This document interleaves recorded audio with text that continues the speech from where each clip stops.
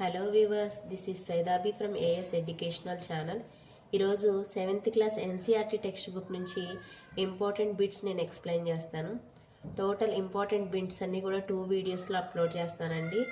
Start చేయడానికి ముందు నా వీడియో మీకు నచ్చితే లైక్ చేసి నా ఛానల్ని సబ్స్క్రైబ్ చేయండి. 8th క్లాస్ ఎన్సీఆర్టీ బుక్ నుంచి కూడా నేను ఇంపార్టెంట్ క్వశ్చన్స్ చేశాను. అవి 2 వీడియోస్లో చేశాను. ఆ వీడియోస్ ఎవరైనా చూడని వాళ్ళు ఉంటే అవి కూడా చూడండి. ఎన్సీఆర్టీ బుక్ నుంచే మనకి డైరెక్ట్ బిట్స్ అనేవి మన సీటెట్లో ఎప్పుడు కూడా వస్తున్నాయి.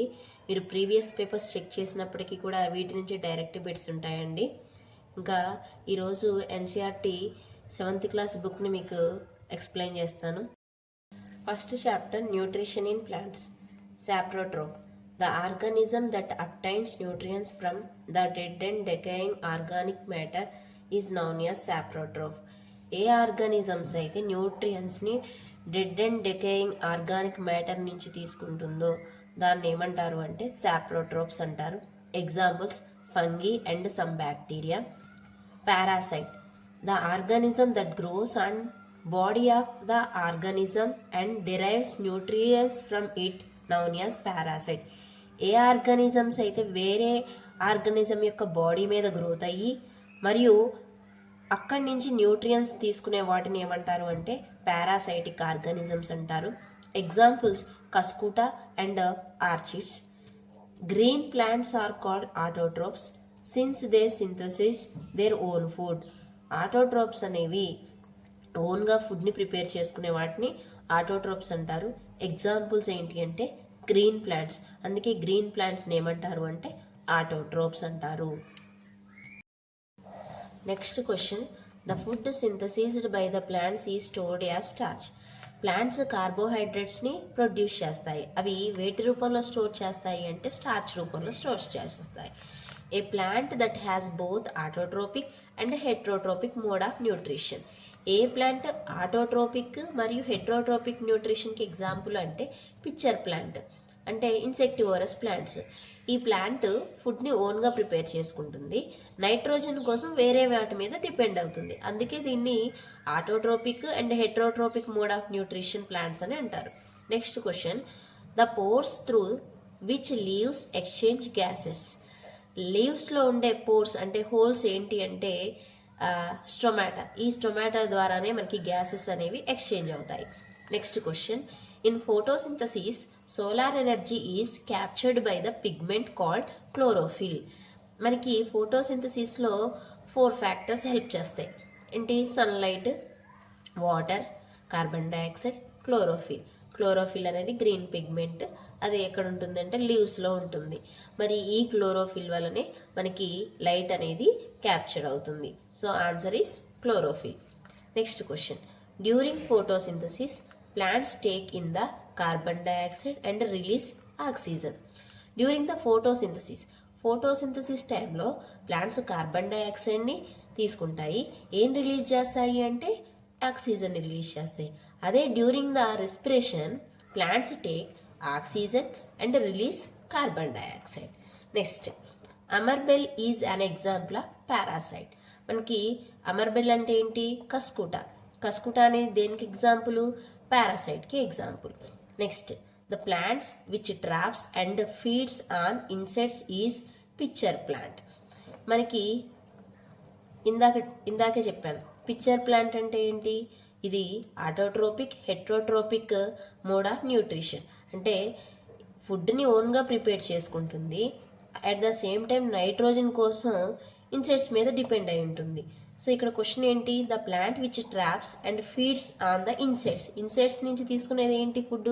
Picture plant. Next, match the item given in column 1 with those in the column 2. Chlorophyll, nitrogen, Amarbel, animals, insects. And column 2 bacteria, heterotrophs, pitcher plant, leaf, parasite. Chlorophyll present in the leaves, nitrogen, bacteria, amoebal, parasite, animal, heterotrophs, insects, pitcher plant.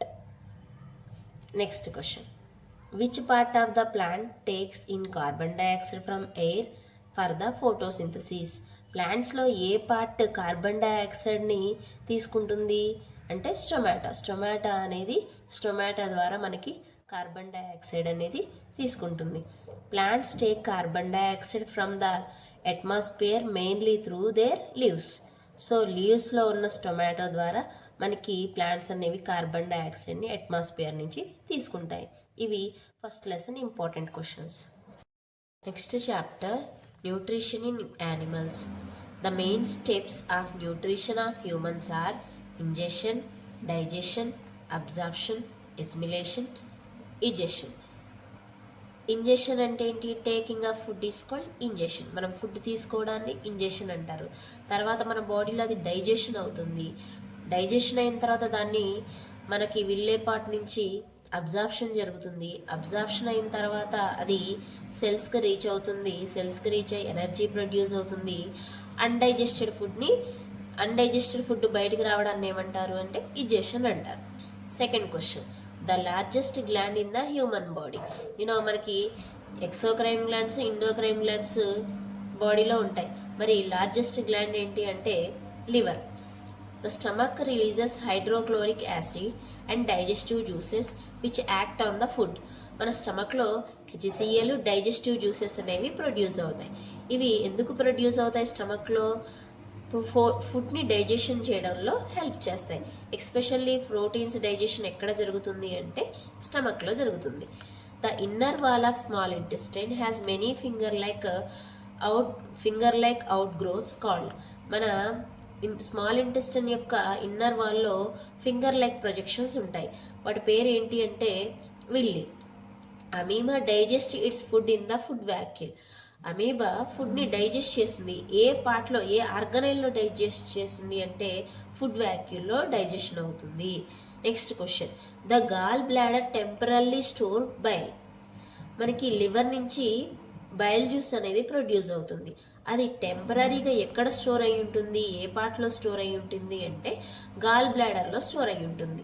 Next question, the ruminants bring back swallowed grass into their mouth and chew it for some time. మనకి ruminants అంటే example cow, ఇవి ఫుడ్ని ఫాస్ట్గా తినేసి స్టమక్లో store చేసుకుంటాయి. Store చేసుకొని మళ్ళీ అవి కూర్చొని కొంతసేపటికి ఆ స్టమక్ నుంచి మళ్ళీ మౌత్లోకి తీసుకొస్తాయి. ఓకే, సో అలా తీసుకొచ్చే వాటిని ఏమంటారు అంటే రూమినెంట్స్ అంటారు. Next question, fat is completely digested in the small intestine. మనకి కార్బోహైడ్రేట్స్ వచ్చి వాటి యొక్క డైజెషన్ ఎక్కడ స్టార్ట్ అవుతుంది అంటే మౌత్లో స్టార్ట్ అవుతుంది. ప్రోటీన్ డైజెషన్ ఎక్కడ స్టార్ట్ అవుతుంది అంటే స్టమక్లో. అలాగే ఫ్యాట్స్ డైజెషన్ కంప్లీట్గా ఎక్కడ జరుగుతుంది అంటే స్మాల్ ఇంటెస్టైన్లో జరుగుతుంది.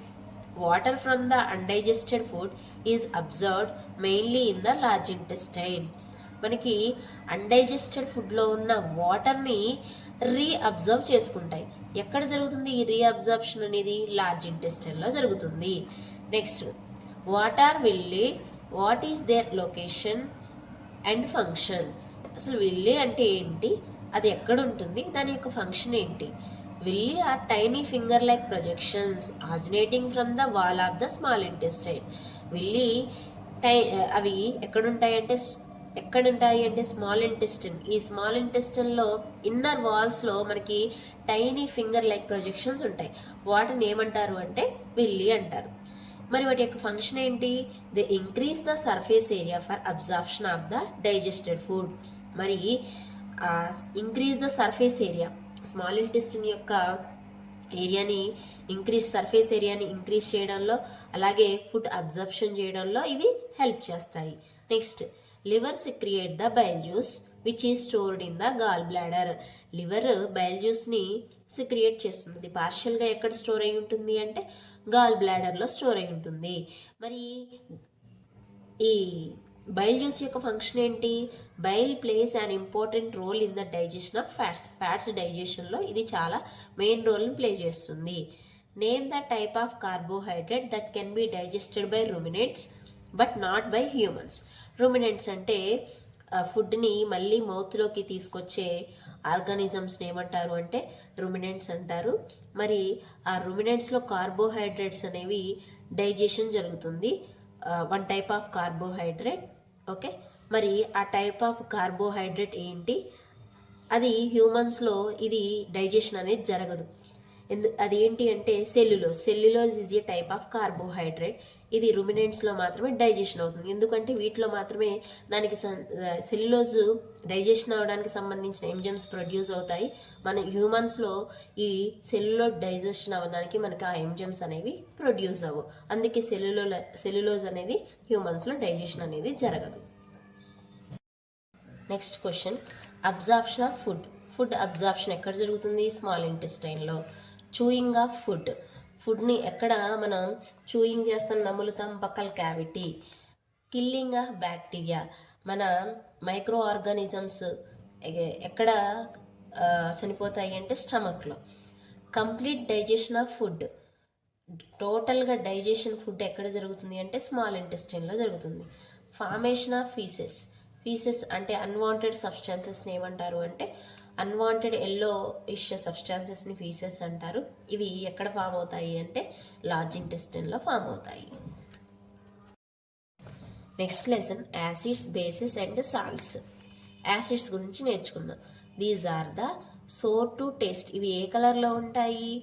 సోర్ టేస్ట్లో ఉంటాయి. Acids turn blue litmus to red. Acids blue లిట్మస్ని రెడ్ కలర్లోకి టర్న్ చేస్తాయి. Next, with China rose indicator these give dark pink colour. మరి చైనా రోజ్ ఇండికేటర్ అనేది ఏ కలర్లోకి టర్న్ అవుతుంది అంటే డార్క్ పింక్ కలర్లోకి టర్న్ అవుతుంది. Acids do not change the colour of turmeric indicator. Acids ఎలాంటి అంటే do not change the colour of turmeric indicator. Turmeric ఎలాంటి కలర్లోకి చేంజ్ చేయలేవు, ఎలాంటి కలర్ చేంజ్ అవ్వదు. Next, bases. These are the bitter to taste. ఏ కలర్లో ఉంటాయంటే బిట్టర్, చేదుగా ఉంటాయి. Bases do not change the colour of blue litmus. అంటే బ్లూ లిట్మస్కి ఎలాంటి ఎఫెక్ట్ ఉండదు. అవి రెడ్ లిట్మస్ నుంచి ఏ కలర్లోకి టర్న్ చేస్తాయి అంటే బ్లూ లిట్మస్లోకి టర్న్ చేస్తాయి. అందుకే ఇక్కడ ఏమి ఇచ్చారంటే bases do not change the colour of blue లిట్మస్కి ఎలాంటి ఎఫెక్ట్ అనేది ఉండదు. Bases give green colour with China rose indicator. Bases మరి చైనా రోజ్ ఇండికేటర్ని ఏ కలర్లోకి? Green colour. Bases turn the colour of turmeric indicator to red. Bases turmeric ఇండికేటర్ని దేనిలోకి టర్న్ చేయగలదు? రెడ్ కలర్లోకి టర్న్ చేయదు. అదే యాసిడ్స్ వచ్చేసి ఎలాంటి కలర్ని టర్న్ చేయలేవు. Ammonia is found in many household products. అమోనియాని మనం ఇంట్లో యూజ్ చేసే చాలా ప్రొడక్ట్స్లో ఫైండ్ అవుట్ చేయొచ్చు. ఎగ్జాంపుల్ వచ్చేసి window cleaners. It turns red litmus to blue. ఇది రెడ్ లిట్మస్ నుంచి ఎలా టర్న్ చేస్తుంది? బ్లూ కలర్లోకి టర్న్ చేస్తుంది. ఎందుకంటే it is the basic in nature. ఎందుకంటే అది బేసిక్ నేచర్లో ఉండడం వల్ల. Distilled water is a neutral in nature. మనకి డిస్టిల్డ్ వాటర్లో ఎలాంటి సాల్ట్స్ ఏమీ ఉండవు కాబట్టి అది ఏ నేచర్లో ఉంటుంది అంటే న్యూట్రల్ నేచర్లో ఉంటుంది. The reaction between an acid and base is known as neutralisation. The reaction between acid బేస్తో రియాక్షన్ జరిగితే దాన్ని ఏమంటారు అంటే న్యూట్రలైజేషన్ అంటారు.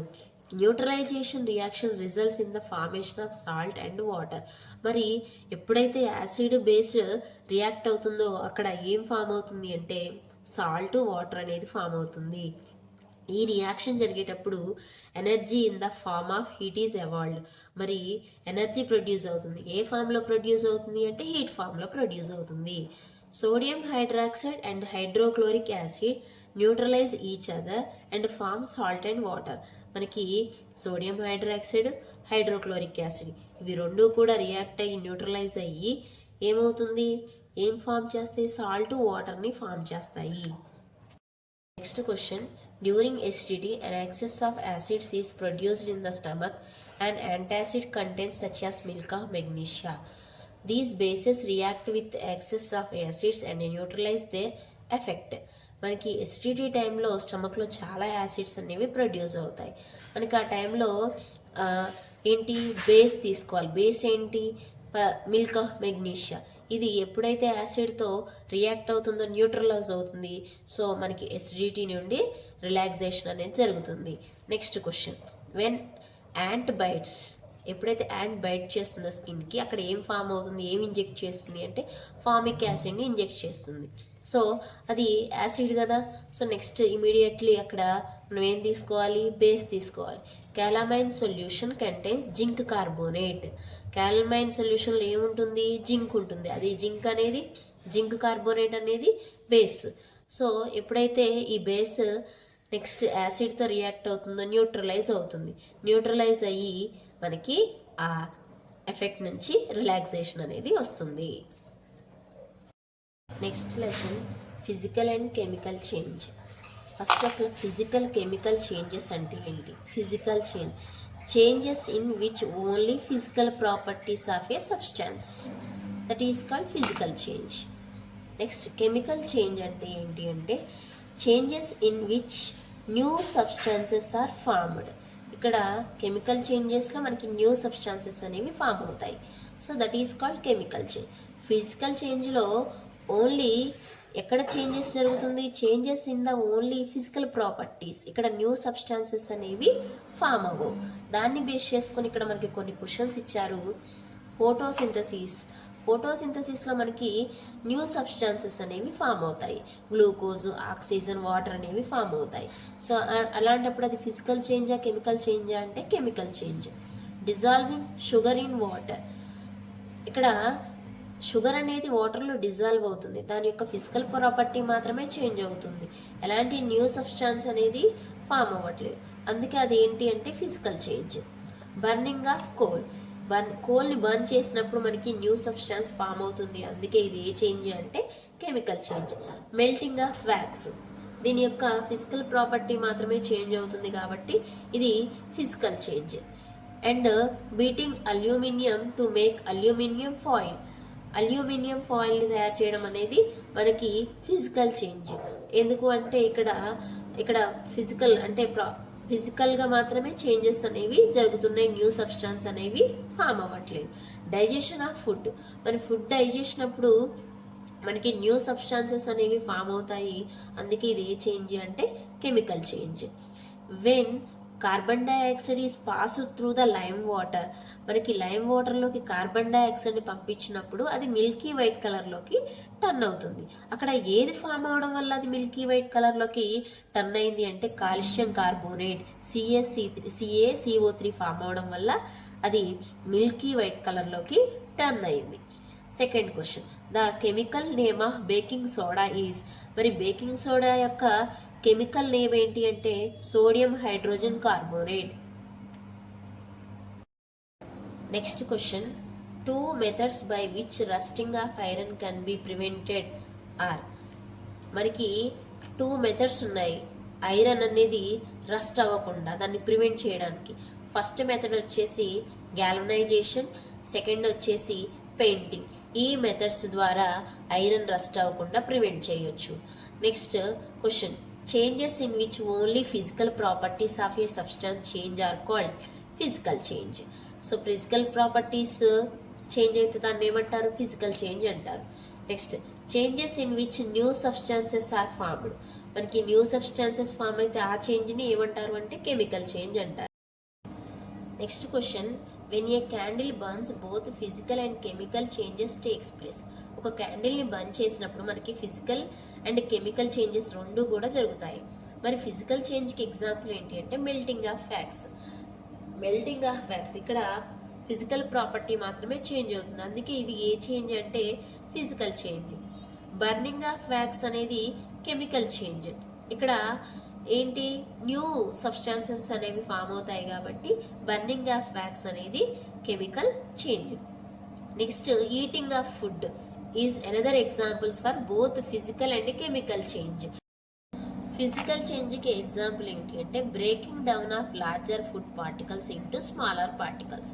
అంటే మనం తీసుకున్న ఫుడ్ లార్జ్ మాలిక్యూల్స్ నుంచి స్మాల్ మాలిక్యూల్స్గా టర్న్ అవుతుంది. ఇక్కడ ఫిజికల్ ప్రాపర్టీ అనేది చేంజ్ అవుతుంది. అందుకే ఇది ఏ చేంజ్ అంటే ఫిజికల్ చేంజ్.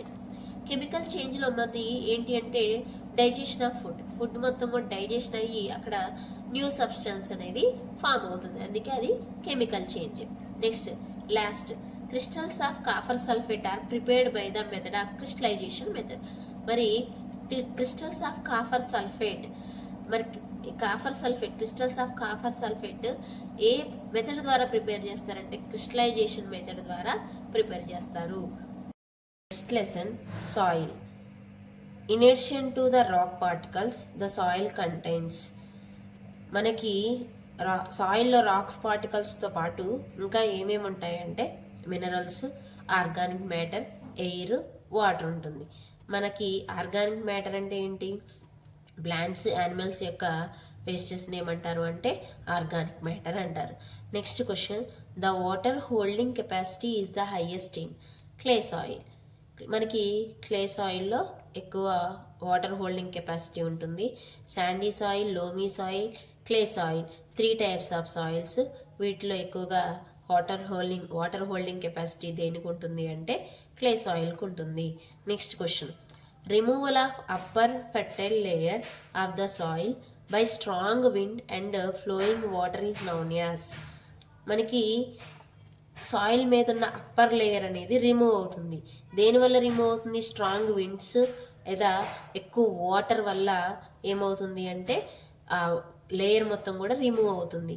సో దాన్ని ఏమంటారు అంటే సాయిల్ ఎరోజిన్ అంటారు. ఏమంటారు? సాయిల్ ఎరోజిన్.